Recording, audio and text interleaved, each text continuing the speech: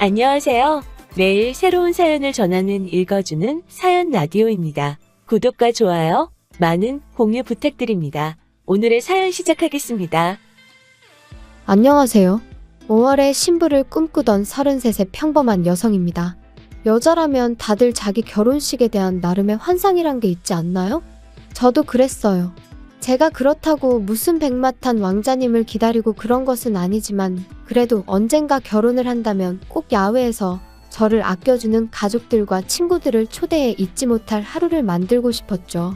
그리고 이후로는 저를 닮은 딸과 남편을 닮은 아들을 하나씩 낳고 싶었고요. 여유가 된다면 아이들 정서를 위해 강아지나 고양이도 드려야겠다 나름대로 구체적인 계획도 있었답니다. 하지만 막상 결혼 이야기가 오가기 시작하니까 그런 것들보다는 현실적인 이야기를 더 많이 주고받게 되더니 결말이 썩 좋지가 않네요.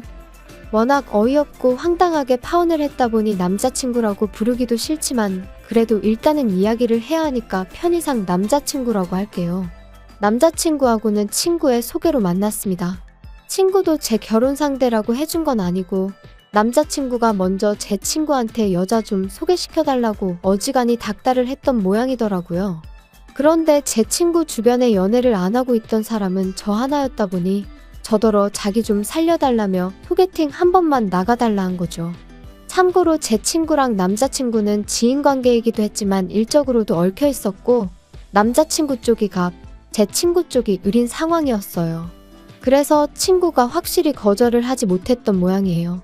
아무튼 죽은 사람 소원도 들어준다는데 산 사람 소원 못 들어주겠냐 하는 마음으로 알겠다 했습니다. 하지만 친구의 설명과 달리 약속 장소에서 만난 남자친구는 그렇게 이상한 사람은 아니었어요. 아마 첫 만남이라 긴장이라도 했던 건지 말수도 많지 않았고요. 그리고 저도 크게 잘해보고 싶은 마음이 있어서 나간 자리가 아니었다 보니 그런 남자친구를 상대로 딱히 먼저 말을 꺼낸다던가 그런 건 안 했습니다. 솔직히 말해서 뜨문뜨문 대화만 이어졌을 뿐 크게 좋을 것도 나쁠 것도 없는 만남이었네요. 그런데 어째서인지 남자친구 쪽에서 애프터 신청을 해왔고 이번에도 친구가 한 번만 더 만나달라고 저한테 부탁을 하는 거예요.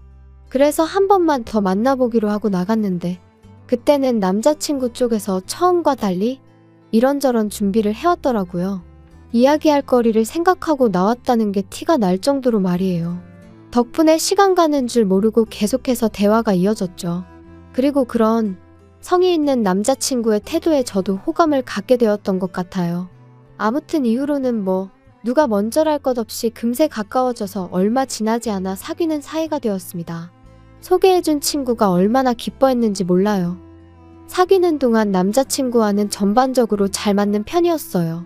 다만 한 가지 정말 사고방식이 다르구나 싶은 게 있었는데 그건 바로 부모님과의 관계였습니다. 일단 저희 가족부터 이야기를 하자면 저희 부모님은 두 분 다 직장 생활을 하셨어요. 그래서 제가 어렸을 땐 할머니가 저를 키워주셨고 중학교에 들어간 이후로는 부모님이 챙겨주신 것도 있었지만 웬만한 건 제가 알아서 찾아하게 되고 그렇더라고요. 여담이지만 하교길에 비가 내리면 부모님들이 우산 들고 찾아오시는 경우가 종종 있잖아요. 처음엔 어린 마음에 그게 어찌나 부럽던지. 하지만 이내 그런 와중에도 기죽지 않고 씩씩하게 친구 우산을 얻어쓰고 집에 오기도 하고 아무튼 저는 저희 부모님 덕분에 꽤나 독립적인 성격으로 자랄 수 있었습니다. 그리고 또 한 가지 제가 저희 부모님을 보면서 멋지다고 생각하는 게 있는데요. 그건 바로 두 분 다 끝없이 무언가를 배우려고 하시고 나름대로 목표를 갖고 살아오셨다는 거예요. 그래서 두 분 다 경제적으로 여유도 있으시고 마인드도 젊으시죠? 하지만 남자친구의 부모님은 달랐습니다.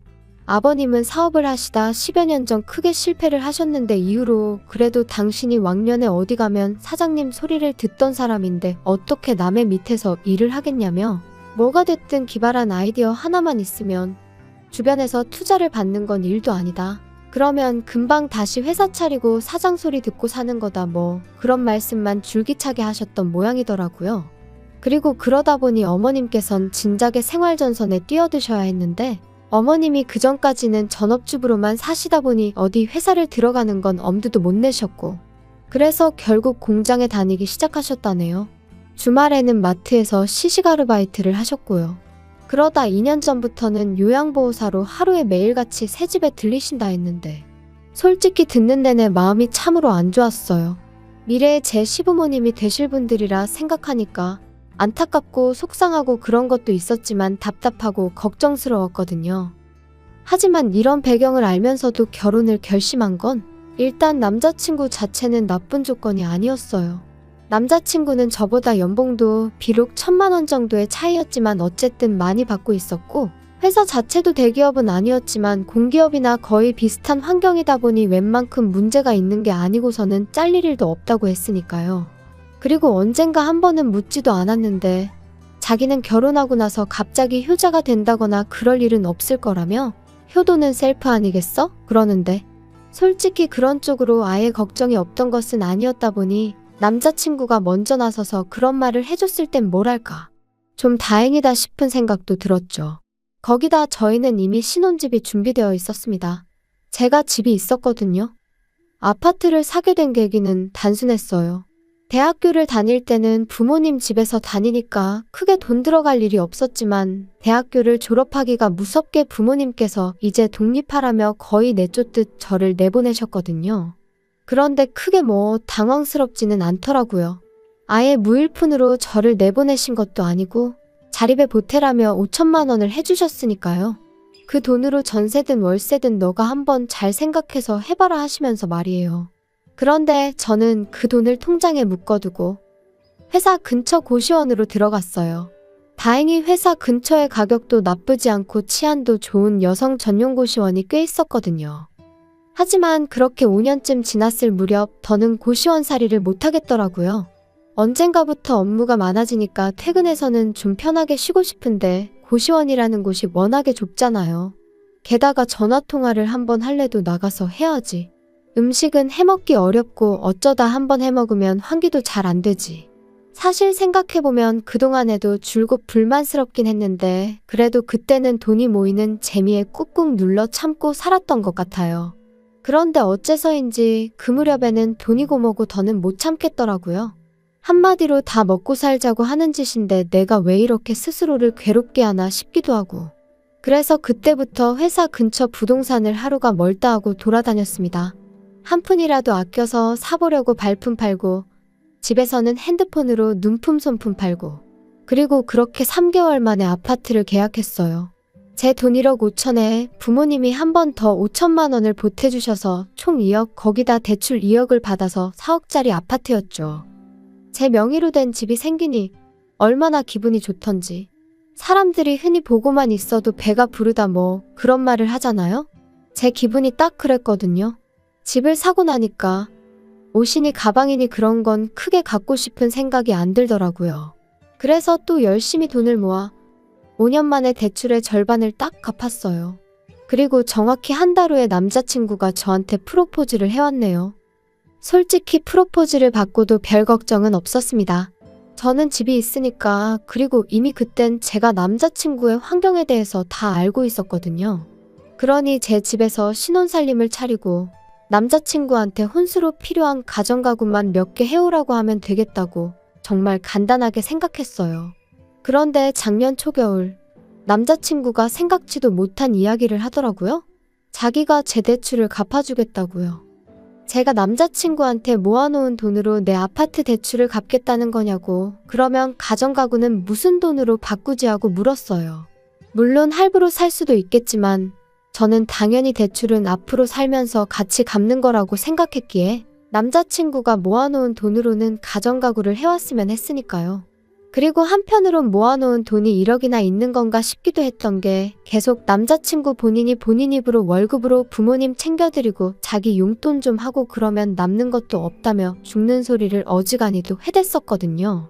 저도 그래서 꼬치꼬치 물어본 적은 없었지만 남자친구가 부모님한테 돈을 많이 드리나 보다고 어림짐작은 하고 있었고 그렇기에 1억씩이나 모아뒀을 거란 생각은 못했었네요. 그런데 남자친구가 이어하는 말이 진짜 가관이었습니다. 자기가 제 남은 대출을 갚아줄 테니 대신 아파트를 공동명의로 해달라나요? 제가 황당해서 지금 내 아파트가 10억 가까이 가는데 남은 1억 갚아주고 공동명의를 해달라는 건 좀 욕심 아니냐 하며 웃었어요. 솔직히 농담인지 진담인지 순간 내가 너무 예민하게 반응하는 건가 싶고 잠깐이지만 별 생각이 다 들더라니까요. 그런데 남자친구의 표정을 보니 농담이 아니었습니다. 결혼하면 네 거 내 거가 어딨어? 막말로 자기 나랑 결혼하고 살다가 그 아파트 팔아서 10억 받으면 자기 혼자 다 쓸 거야? 아니, 내가 혼자 다 쓰진 않겠지만 그래도 그거랑 공동명의는 아예 얘기가 다른 거지. 그게 왜 달라? 아, 난 빚이니 대출이니 이런 거 정말 싫더라. 그냥 빨리 갚자. 돈이 없는 것도 아니고 내가 갚아준다니까? 갚을 건 빨리 갚고 하루빨리 안정적인 가정을 꾸리고 싶어. 그래, 나도 대출 빨리 갚는 건 좋은데 아무리 생각해봐도 공동명의는 아니야. 그럼 뭐 내 돈 1억만 가져가겠다는 거야? 그리고 이후로도 계속해서 같은 이야기만 몇 번을 주고받았고 정신적으로 너무 지치더라고요. 그래서 제가 그런 말 할 거면 결혼 이야기 자체를 없던 걸로 하자고 했습니다. 이렇게 시작부터 이런 걸로 서로 열내고 마음 상하게 하는 거 싫다고요. 그리고는 그렇게 이 아파트에 꼭 공동명의를 하고 싶으면 5억을 가져오라고 했어요. 아파트 값이 10억이니까 절반 내라고요. 그랬더니 남자친구가 네 돈은 3억 들어갔는데 왜 자기가 5억을 가져와야 하냐며 불공평하다나요? 그래서 내 기분이 딱 그렇다고 이제 이해가 되냐 했습니다. 내 돈이 3억이 들어갔는데 지금 네가 1억 들고 오면서 공동명의 해달라는 게 똑같은 경우라고요. 그랬더니 남자친구가 한숨을 푹푹 내쉬더니 그걸 꼭 따져야 하냐면서 너무 야박하다나요? 진짜 결혼 상대한테 이런 표현은 쓰고 싶지 않았지만 이거 돌머리인가 싶대요. 그래서 이후로 며칠 동안 솔직히 정도 떨어지고 그래서 먼저 연락 않고 기다렸습니다. 차마 헤어지자니 좋았던 때 생각도 나고 이래저래 저도 생각이 많았거든요. 지금 남자친구랑 헤어지면 또 어느 세월에 누굴 만나서 결혼을 하나 싶기도 하고 그런데 남자친구가 다시 연락을 해왔어요. 자기가 생각 많이 했다면서 한번 만나자고 하더라고요. 그리고는 기껏 만나자마자 한다는 소리가 자기가 제가 말한 대로 혼수를 해오겠다더니 대신 자기도 저한테 받고 싶은 게 있다나요? 그래서 뭐냐니까. 오해하지 말고 들어. 나는 자기한테 바라는 거 정말 하나도 없어. 그런데 아무리 생각을 해봐도 부모님은 챙겨드려야 될 것 같거든. 그래서 말인데 우리 아버지한테 개인 택시 면허 하나 사드리는 게 어떨까? 대신 양복이니 시계니 그런 예단은 하나도 안 받을 거야. 정말 어이가 없어서 입이 떡 벌어지는 기분이었습니다. 택시 면허라는 게 제가 알기로 9천만 원 1억 뭐 그 정도는 했으니까요. 그래서 그걸 왜 나한테 사달라고 하냐니까. 자기도 오랜 고심 끝에 내린 결정이라면서 어차피 자기가 저랑 결혼하면 아파트 대출 같이 갚아야 되는데 그럼 자기 월급으로 자기 부모님한테 생활비도 못 보태드릴 것 같고 마음이 너무 불편할 것 같다나요? 그러니까 개인 택시 면허라도 사드려야 아버님이 생활에 불편함이 없으실 거 아니냐면서. 그래서 제가 그건 안 된다고 딱 잘랐습니다. 아버님 생활비를 보태드리고 하는 문제도 나랑 결혼을 하기로 했으면 상의를 해서 조정을 해야 되는 게 맞는 거고 내가 집까지 해가는 상황에 왜 아버님한테 그 비싼 개인 택시 면허까지 사다 바쳐야 되는지 모르겠다 했죠. 그랬더니 남자친구가 보인 반응은 정말 기도 안 차더군요. 제가 집을 해오는 게 아니랍니다. 자기랑 같이 살려고 산 집이 아니지 않냐는 거예요. 제가 저 좋아서 산 집이니까 그건 제가 결혼을 위해서 산 게 아니니까 그걸 해온다고 보면 안 되는 거라나요? 거기다 대출도 같이 갚아야 하는 마당에 집을 해온다는 표현은 너무 과한 거 아니냐면서. 어차피 제가 자기랑 결혼을 안 해도 그 대출은 저 혼자 갚았어야 되는 건데 그나마 자기가 마음을 넓게 써서 같이 갚아주기로 한 거고 그러면 저도 성의 표시는 해야 하지 않냐? 정말이지. 제가 지금 엄청나게 축약하고 순화해서 적고 있는 거지. 실제로는 더 무식하고 억지스러운 말을 골라 했답니다. 그래서 그래 맞다. 나 혼자 살아도 대출은 어차피 갚아야 하는 거다.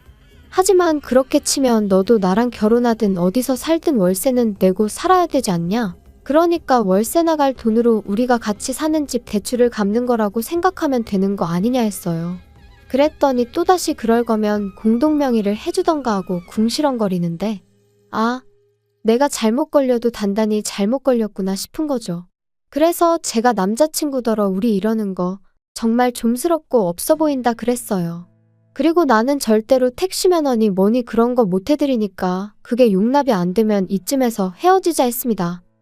그랬더니 남자친구가 저더러 너는 공동명의도 못 해준다. 예단으로 다른 거 다 생략하고 그 택시 면허 하나만 해오라는데 그것도 싫다. 도대체 나랑 결혼은 왜 하려고 그러냐? 그러는 거예요. 그리고 이때는 저도 마음도 너무 상했고 이렇게까지 결혼을 해야 하나 싶은 게 말 그대로 속이 쓰리더라고요. 그래서 나도 내가 너랑 왜 결혼하려고 한 건지 모르겠다 해버렸어요. 그랬더니 남자친구가 결혼하면서 손해는 하나도 안 보려고 하는 제가 너무 어이없다는데 누가 할 소리를 하나 싶대요? 그래서 남자친구한테 너야말로 어떻게든 나한테서 뭐라도 뜯어내려는 심산이 눈에 훤히 보여서 황당하고 어이없다 했습니다. 어떻게든 남겨먹을 궁리만 하는 것 같은데 내가 호구로 보이냐고요. 그랬더니 저더러 자기 인격을 모독했다며 사과하라고 개거품을 무는데 어찌나 어이가 없던지 생각할수록 분하고 우라가 치밀대요. 결혼을 한 것도 아닌데 벌써부터 돈으로 남자친구랑 말 같지도 않은 대화를 주고받아야 한다는 게 너무 피곤하기도 했죠. 솔직히 제가 정말 대단한 조건의 신부감은 아니었어도 그렇다고 싫은 소리 들어가며 결혼을 해야 할 만큼 못났다고 생각해 본 적도 없었거든요. 그래서 남자친구한테 아무래도 우리는 아닌 것 같다고 헤어지자 했습니다. 너랑 나랑 왜 이렇게 목에 핏대 세워가며 싸워야 되는지도 모르겠고 여러 가지로 안 맞는 것 같으니 이쯤에서 그만하자 했네요. 그랬더니 남자친구가 어쩌면 그렇게 바로 또 태도를 달리하던지 야, 원래 결혼 준비 시작하면 여러 가지로 부딪힌다는 얘기 못 들어봤어? 생각 좀 해봐. 앞으로 우리 인생에 얼마나 많은 고난과 역경이 있겠어. 그런 거에 비하면 이런 다툼은 아무것도 아니라니까? 너는 정말이지 인내심이 없어도 너무 없어. 아무튼 너는 괜히 예민하게 굴지 말고 나만 믿고 따라와. 내가 하자는 대로만 하면 다 괜찮아진다니까? 어이가 없어서 내가 너 뭘 보고 따라가냐 했어요. 그리고는 너는 그냥 네가 할 길이나 가라 했습니다. 그랬더니 기껏 한다는 소리가 저더러 삐졌냐면서 어떻게 해야 마음이 풀리겠냐대요? 자기는 저 아니면 아무하고도 결혼 안 할 거라면서 말이에요. 그래서 너도 10억 가지고 오라고 했어요. 너도 10억 들고 오면 내가 너랑 결혼해주겠다고요. 그리고 결국 저희는 파혼을 했습니다. 남자친구는 끝까지 저더러 이기적이고 못됐다 했고 저는 그런 남자친구한테 나야말로 너 같은 돌대가리랑은 상종을 못하겠다 했거든요. 그런데 저와 남자친구를 소개시켜 주었던 친구가 제 파혼 소식을 듣고는 저더러 왜 그랬냐면서 저를 좀 원망하듯 말하는 거예요. 자기 입장은 신경도 안 쓰였냐면서 말이에요. 어이가 없어서 결혼은 내 일생일 때 중요한 일인데 내가 너 입장까지 생각해가면서 결정을 내렸어야 하냐고 저도 화를 냈어요. 그랬더니 어차피 살다 보면 다 그놈이라면서 저더러 넌 너무 유난스럽다고 자기가 이런 말까지 안 하려고 했는데 모르긴 몰라도 남자친구도 제 그런 성격에 질렸을 거라대요. 어이가 없어서 그래 네 마음대로 짓거리라 하고 그 친구랑도 손절했네요. 솔직히 이혼도 아니고 파혼이라고 신경 쓸 거 없다는 사람들도 주변에 많지만 제 마음이 편하기만 한 것은 아닙니다. 적은 나이도 아니고 앞으로 어떻게 지내나 생각하면 저도 모르게 한숨도 나오고 그래요. 하지만 뭐 어쩌겠어요? 사람 사는 게 다 생각대로 되는 것도 아니고 아무튼 당분간은 남자고 연애고 결혼이고 다 모르겠고 그저 하루하루 건강하고 즐겁게 살아가는데 초점을 맞춰볼까 합니다. 언제 어디선가 제 진가를 알아봐주는 사람이 나타나주길 바라면서 말이에요. 날이 조금씩 다시 따뜻해지고 있지만 그래도 감기 조심하시고 즐거운 하루 보내시길 바랍니다. 긴 이야기 들어주셔서 감사합니다. 오늘의 사연은 여기까지입니다. 구독과 좋아요, 알람 설정해주시면 앞으로 더 좋은 사연으로 찾아오겠습니다. 감사합니다. 감사합니다. 감사합니다. 안녕하세요. 매일 새로운 사연을 전하는 읽어주는 사연 라디오입니다. 구독과 좋아요, 많은 공유 부탁드립니다. 오늘의 사연 시작하겠습니다. 안녕하세요. 결혼한 지 3년 만에 이혼녀가 되어버린 30대 여성입니다. 뭐든지 경험해보면 피가 되고 살이 된다지만 제가 살면서 이런 일까지 겪었어야 하나 싶을 정도로 지금도 어안이 벙벙할 뿐이에요. 그리고 이제 와서 이런 말이 다 무슨 소용인가 싶지만 솔직히 처음부터 친정부모님은 사윗감인 전 남편을 탐탁치 않아 하셨거든요. 하지만 그때는 모든 부모들 눈에는 자기 자식이 최고로 보인다잖아요?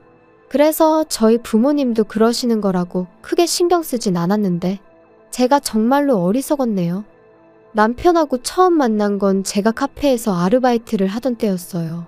사실 저는 원래 그래픽 디자이너라는 직업을 가지고 프리랜서로 활동하고 있었는데 제가 하는 일이 뭐랄까 성수기 비수기가 있다고 해야 할까요? 그래서 일이 많은 달에는 정말 눈코 뜰 새 없이 바쁘고 또 일이 없는 달에는 이렇게 한가해도 되나 싶을 정도로 일이 없기도 해요. 그리고 그렇게 시간이 많이 남을 때면 친한 친구가 하는 카페에 가서 말은 아르바이트라고 하지만 일도 도와주고 대신 커피에 대해서 배우기도 하고 그러며 시간을 보냈죠. 참고로 커피를 배워놓는 건 사람 사는 게 어떻게 달라질지 모르잖아요. 그래서 나름대로 제2의 직업 겸 노후 준비 겸 그렇게 겸사겸사 배워놓는 거라 크게 힘들진 않았네요. 아무튼 남편이 제가 너무 자기 스타일이라며 번호를 물어봤는데 솔직히 나이 31에 그런 소리를 들으니까 상황 자체가 웃기기도 하고 재밌더라고요. 그리고 남편도 나이가 꽤나 있어 보여서 저 나이에 여자한테 번호나 물어보고 다니나 싶은 게 황당하기도 했죠. 그런데 나중에 친구가 하는 말이 카페에 종종 오는 손님인데 한 번도 그러는 걸 본 적이 없다며 카페에서 커피 마시면서 책 좀 읽다 가는 게 전부라고 그냥 한번 만나나 보란 식으로 말을 하대요. 그리고 사실 저도 그 무렵엔 연애는 해야겠는데 어디서 만나야 할지 감은 안 와서 그렇다고 어디다 소개팅 좀 해달라고 하자니 부담 주는 것 같아서 껄끄럽고 아무튼 생각이 많았거든요. 그래서 며칠 고민하다 결혼하자는 것도 아닌데 그래 한번 만나나 보자 그렇게 된 거였어요. 그리고 카페 밖에서 만나서 얘기를 좀 해보니까 남편도 나름대로 며칠이나 고민하다가 용기를 내서 제 번호를 물어봤던 거더라고요. 아무튼 이후로 저희는 커피와 책을 주된 주제로 하며 자주 시간을 보냈는데 솔직히 몇 년을 알고 지냈던 것처럼 대화가 잘 통했어요. 그리고 서로 공통된 주제가 있다 보니 같이 있는 시간은 늘 즐거웠고 헤어지기가 아쉬울 뿐이었죠. 그래서 사귄 지 1년이 넘어가면서는 자연스럽게 결혼 이야기까지 주고받게 되었는데 하루는 남편이 그러더라고요. 실은 자기한테는 아픈 형이 있다고요. 남편의 형, 그러니까 아주버님은 남편보다 2살이 많았고 남편과 사이도 좋았다고 해요. 명문대를 다니던 시부모님께는 누구에게라도 자랑하고 싶은 그런 아들이자 남편에게는 존경하고 따를 수밖에 없는 형이었다면서요. 하지만 아주버님 나이 23, 친구들과 떠났던 여행에서 불의의 사고를 당했고 이후로는 침대를 벗어날 수 없는 상황이 되었던 거죠. 아버님 또한 하시던 일마저 그만두시고 아주버님을 돌보게 되셨고요. 참고로 어머님께서는 입버릇처럼 당신은 원래 몸이 약해서 힘든 일은 못한다 하시는 분이세요. 그리고 그건 아픈 아들 앞에서도 예외가 없으셨죠. 게다가 그때도 그렇고 제가 남편과 결혼한 이후까지도 병원에서는 다시 일어나는 건 거의 불가능이라고 이야기를 했지만 시부모님은 희망을 버리지 못하셨어요. 그리고 그런 부모의 믿음을 솔직히 어느 누가 비난할 수 있겠어요? 그저 듣는 내내 안타까울 뿐이었죠. 그리고 저는 솔직히 이런 상황을 제가 이해하기만 한다면 저희가 결혼하는 데는 아무런 문제가 없을 줄 알았습니다. 하지만 정말 넘어야 할 산은 그게 아니더군요. 왜냐하면 다른 사람도 아닌 시부모님께서 남편과 제 결혼을 반대하셨으니까요. 어떻게 장남인 아주버님이 아직 장가를 못 갔는데 둘째가 먼저 갈 생각을 하냐면서 말이에요. 그런데 현실적으로 아주버님은 결혼을 논할 상황이 아니었으니 황당할 수밖에 없었죠. 게다가 여기서 끝이 아니었습니다. 그제서야 알게 된 또 하나의 사실은 남편은 그동안 어머님이 자기 월급을 맡아서 관리해주고 계시다면서 저에게 늘 한 1억 정도는 모아져 있을 거라고 했거든요. 거기에 자기 생각엔 그래도 아들이 장가 가는데 설마 하나도 안 해주시겠냐며 5천 정도는 해주실 거라는 거예요. 어머님이 몇 번 직접 말씀하신 적도 있다면서 말이죠. 하지만 웬걸요. 5천을 보태주시기는커녕 그 1억도 못 주신다고 나오셨어요. 너는 아픈 형을 두고는 결혼 소리가 나오냐? 장남인 형이 먼저 장가 갈 때까지 잠자코 기다려. 이래는 다 순서가 있는 법이야. 너 여자의 환장에서는 그러는 꼴나는 못 본다. 괘씸해서 1억도 못 줘. 솔직히 처음엔 정말 남편이 몰랐을까? 알면서 내 앞에서 쇼를 하는 건 아닐까? 저도 사람이니까 실망스러운 상황에 속이 상하면서 한편으론 그런 비뚤어진 생각까지 하게 되더라고요. 그런데 하루는 남편이 정말 제 앞에서 주저앉아 엉엉 우는데 그 우는 소리가 쥐어짜내는 게 아니라 정말 우라가 치밀어서 자기 감정을 어떻게 주체를 못해서 우는 소린 거예요. 그리고 그런 모습까지 보고 나니까 남편이 그냥 너무 불쌍했던 거죠. 그래서 제가 어떻게든 책임져 줘야겠다. 어머님 아버님으로부터 구해와야겠다는. 지금 생각하면 진짜 오지랖도 그런 오지랖이 없는데 그런 다짐을 했다니까요. 그래서 결국 결혼까지 밀어붙였어요. 남편도 저한테 너무 고맙다면서 자기는 이제 가족은 저 하나뿐이다 생각하고 살겠다 뭐 그런 소리까지 해댔고요. 사실 저희 친정이라고 경제적으로 얼마나 넉넉한 건 아니었습니다.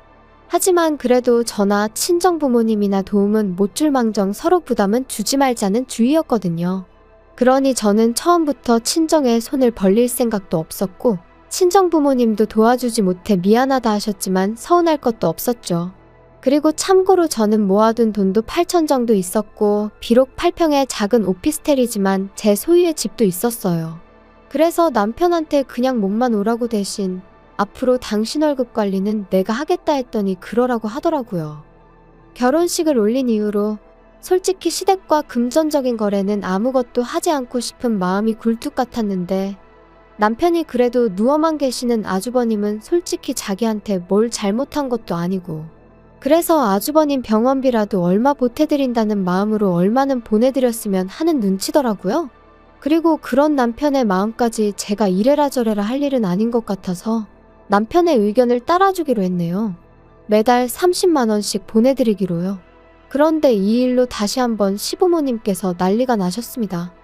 지 형 알기를 우습게 알아서 장가도 지멋대로 먼저 가버리더니 이제 지 부모고 형이고 눈에 뵈는 게 없어서 돈이냐고 꼴랑 30만 원을 보내냐? 거지한테 적선하는 것도 아니고 이게 경우냐? 한편 그래도 또 시간은 흘러 저희가 결혼한 지 어느덧 8개월이 지나가던 때였어요. 이때는 이미 왕래랄 것도 없었고 그저 명절이나 생일처럼 그냥 넘어가기 어려운 날에만 시댁에 가 밥 한 끼 먹고 오는 게 전부였지요.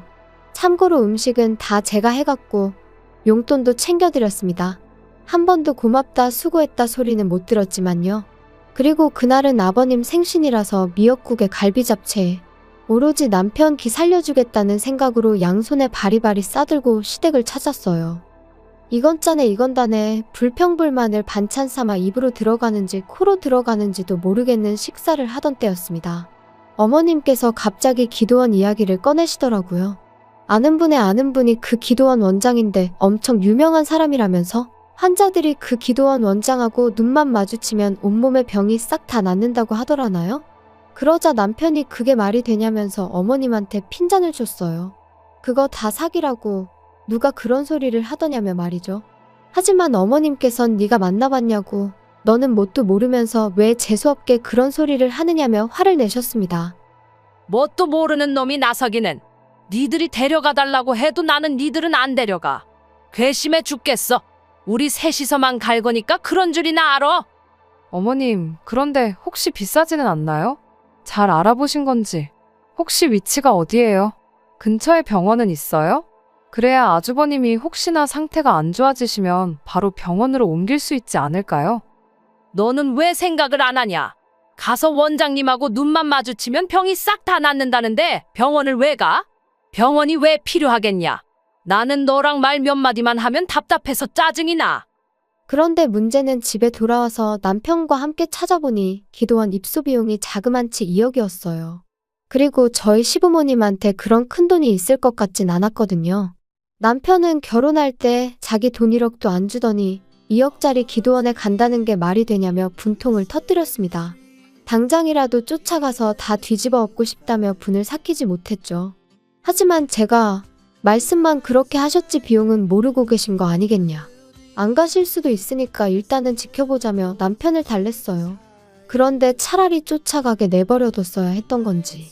그 대화가 오가고 2달도 안 돼서 어머님이 정말 아버님 아주버님과 함께 기도원에 들어가셨거든요. 그래서 설마 하는 마음으로 어머님 댁 등기부등본을 확인했더니 그나마 어떻게 보면 어머님 아버님의 전재산이라고 할 수 있는 그 아파트 한 채를 파셨더라고요. 보다 못한 제가 결국 남편을 설득해 남편과 같이 기도원에 찾아갔어요. 그리고는 저희를 안 보겠다 하시는 어머님을 붙들고는 집을 파시면 어떡하냐 물었습니다. 기도원에서 나오시면 어디서 지내시려고 이러시냐고. 그리고 그때 제 마음은 어머님이 후회한다 도와달라 그렇게만 말씀해 주시면 수단과 방법을 가리지 않고 정말 대로변에 드러누워 시위를 하는 한이 있더라도 시부모님의 전 재산 어떻게든 찾아드리려고 했어요. 정말 이를 갈고 작정을 하고 갔거든요. 그런데 어머님 말씀이 우리 잘난 장남은 이제 곧 다 나사서 멀쩡해질 거다. 그러면 저 잘난 머리로 돈 벌어오는 건 일도 아니야. 둘째 너가 주는 그 잘난 30만 원 다 필요 없다. 너도 네 형이 얼마나 잘나고 똑똑한지 알지? 나는 걱정은 요만큼도 안 된다.